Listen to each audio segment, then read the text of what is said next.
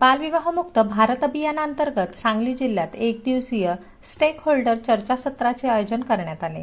हा उपक्रम डॉक्टर आंबेडकर शेती विकास व संशोधन संस्था आणि जस्ट राईट्स फॉर चिल्ड्रन यांच्या संयुक्त विद्यमाने हाती घेण्यात आला।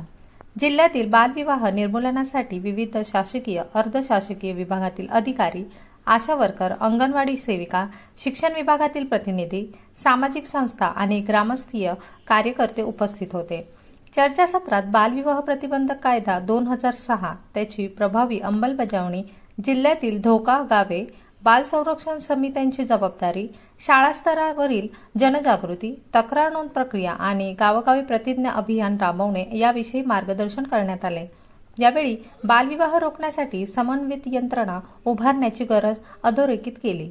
तसेच बालकांचे सुरक्षित बालपण, शिक्षण, कौशल्य विकास आणि संरक्षण सेवांशी जोडण्याचे महत्त्व स्पष्ट करण्यात आले। सहभागी कार्यकर्त्यांकडून क्षेत्रातील अनुभव, आव्हाने आणि उपाययोजना याबाबत मोकळ्या मनाने चर्चा पार पडली।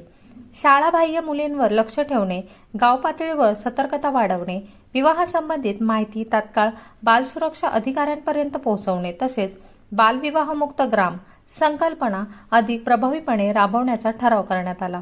जिल्ह्यातील गावांमध्ये नोंदणी व्यवस्थित ठेवणे, शाळांच्या संरक्षण समित्या सक्रिय करणे, ग्रामपंचायत स्तरावर सूचना पुस्तिका वाटप करणे आणि हेल्पलाईन 1098 चा वापर वाढवणे याबाबतही ठोस सूचना करण्यात आल्या।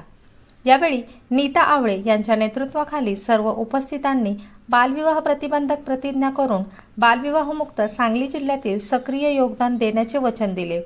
कार्यक्रमात ललित बाबर, प्रभा यादव, राजमती कांबळे, शाहीन शेख, गौतमी पुत्र प्रज्ञा सूर्य, डॉक्टर विमल माने, आयुष्या तानवडे, रोहिणी वाघमारे, दस्तगीर मुलानी, उज्ज्वला सुतार, आरती मॅडम आदी उपस्थित होते।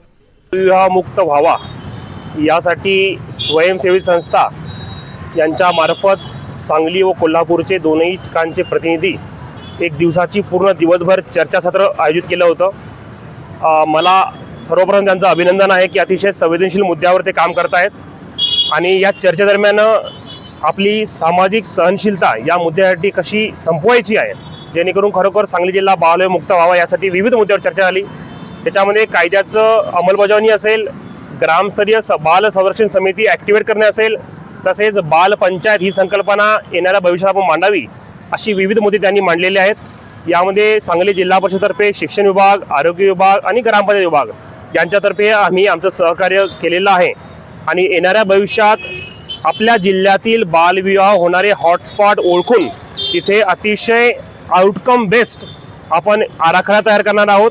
आणि पुनश्च एकदा मी या सर्व काम करणाऱ्या टीमचं अभिनंदन करतो आणि आम्ही येणाऱ्या काळात एक सविस्तर आराखडा तयार करून आपल्या जिल्ह्याला, सांगलीला बालविवाहमुक्त कसं करायचं याबद्दल अंमलबजावणी करणार आहोत।